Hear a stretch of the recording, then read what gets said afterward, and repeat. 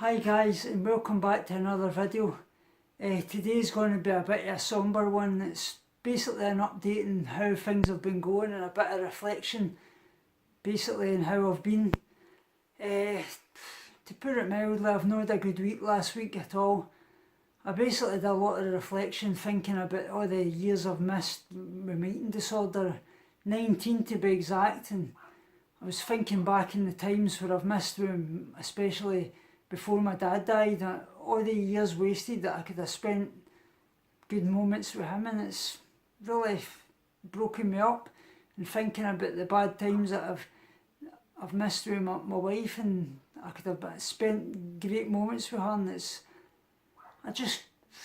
although I'm not guilty about, I feel guilty about my eating disorder, I don't feel proud either, and I know I've not done myself any good, and I'm really going to make up for it. I don't want to lose any more years to this eating disorder. It's no life, and that's why I canvass as much to try and get people to recover, because I've been there before.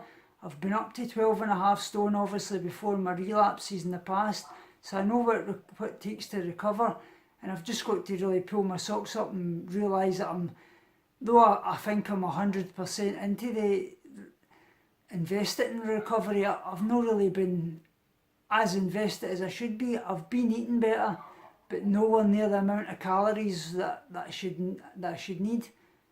And obviously yesterday, heartbroken to say it, but my wee dog died, and I had to get her put down, her back end went and things, and she ended up with a womb infection, and just absolutely crippled me and my wife yesterday having to do it. And I'm not going to let that affect me. It's just been a bad week all in all. But as I say, this is what I really want to do, and what I'm thinking of doing is starting for next week to make myself accountable and put in 100% into my vegan lifestyle. I'm going to start doing a couple of videos a week, and what I'll do is one with what I eat in a day, and another one an update just basically how I've been through the week, and then another one where I do a weigh-in at the start of the week and a weigh-in at the end of the week to show you that I'm getting there and I'm putting on the weight, because that's what I really want to do. I'm going to do this for 30 days, so you'll see exactly what I'm doing and how I'm recovering, because I cannot lose any more years to this, and I don't want to.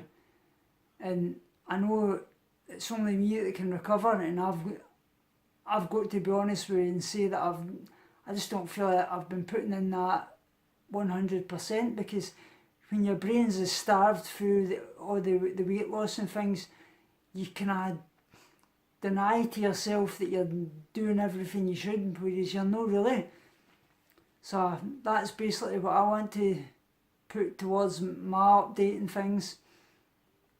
Also, another thing I want to do as well today, there's been an awful lot of battering back and forward in the vegan community, and obviously the eating disorder community, as they keep putting it, about people no recovering and things like that. And I want to touch on this, what my thoughts are in recovery and things, and if eating disorders are to blame. Is it a choice? They keep saying you choose to have an eating disorder. What my opinion is on that.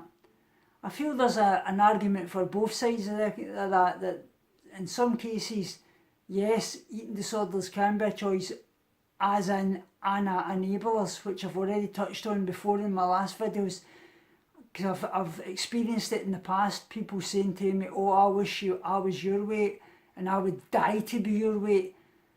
My reply to that, and sadly it's true enough, was you would die to be that, because my weight can kill you, and I've been through an awful lot. I've had 19 years of this. I've suffered major heart attacks. I've been in hospital for a year at a time, peg fed, in a potassium coma due to it.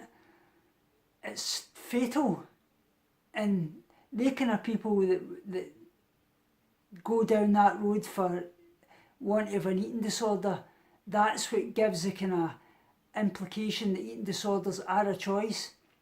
And now, eating disorders, with most people that have them, you'd never choose to have an eating disorder. I mean, it's one of the worst things you can possibly go through. It's genetic in most cases. Sometimes it's just a trigger that in your life that you're predisposed to it, and whatever happens in your life, something will trigger it, whether it be a bereavement of a family member like happened with me, somebody saying a bad comment to you maybe at school or something, that you're maybe a wee bit chubby or you need to get better and get fitter and things like that. Bullying, sometimes sadly even family implications, sexual abuse and things like that can even cause it. So that's not a choice. But in some cases, when your brain is starved, which does happen with eating disorders when you've been at a restrictive background for a long time, and you're below that BMI of 16 or 18, which is 18.5 is the healthy BMI range, but when you're below that 16 and things, your brain is that starved of nutrients that you're not able to make a choice for yourself. And that's when eating disorder is a choice, because you have to have that choice taken away from you and be taken into hospital.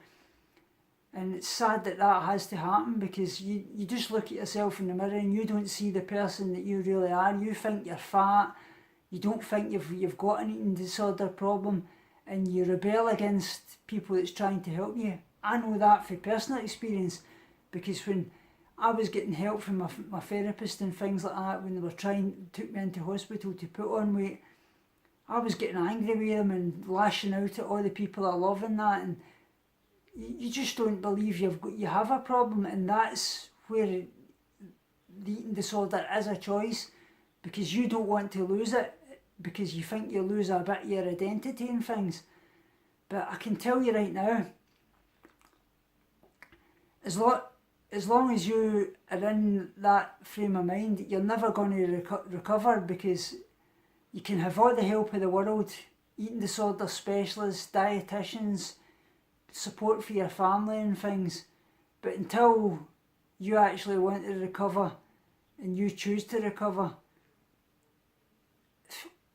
you're the only one that can make that choice. All the help in the world will never help you unless you want to do it yourself.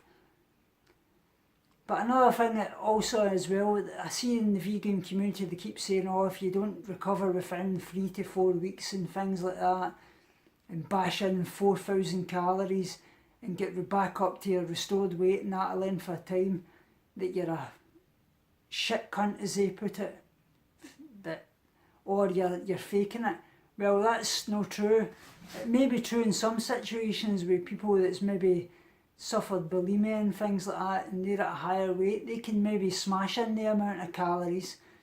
But people with us that's been through lengthy eating disorders in a restrictive background for so long and at a low weight, you just can't get in those amount of calories, because one, your stomach is shrunk with all the damage it's done to it. You've likely get digestive problems. I know I have, and I had in the past. I would have, don't want to be graphic with saying this, constant diarrhea and things like that, bloating, sickness and everything every time I tried to eat an awful lot of food. And also, when you've been at a restrictive background for such a long time, you can actually suffer refeeding syndrome, which I actually did. And that is what happens basically there, is when you start to refeed again after no eating for a long time, your body goes into shock, and it can actually cause you to have a heart attack, which it did with me.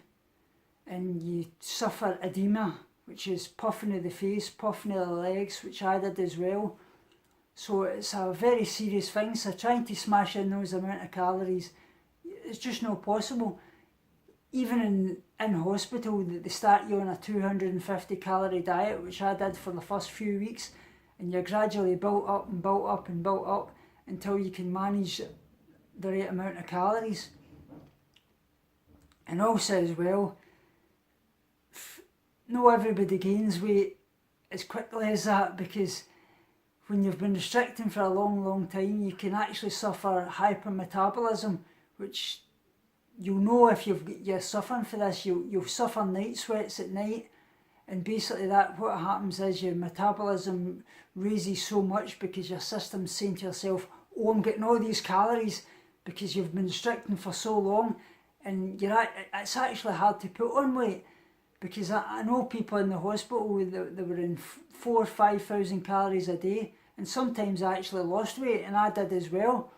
So there's many implications that can stop you from doing that. So I think all this saying that you should be recovered in 3 to 4 weeks and things like that, everybody's different. Everybody's depending on what your background has been, obviously how long you've been suffering with an eating disorder, because if you've been suffering for a long time, it's an ingrained habit as well.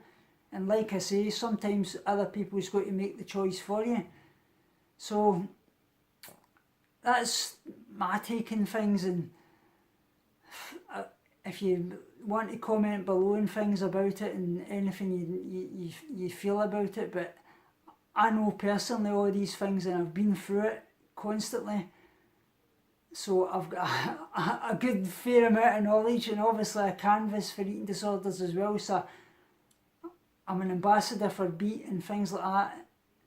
I don't like all this carry on that's going on, but it has got its both sides, because in some cases it is very true, eating disorders can be a choice, and we become self-obsessed with things and a bit all stuck in ourselves, and we've got to really stick together and help one another recover through this, because it's a matter of life and death, and that's it.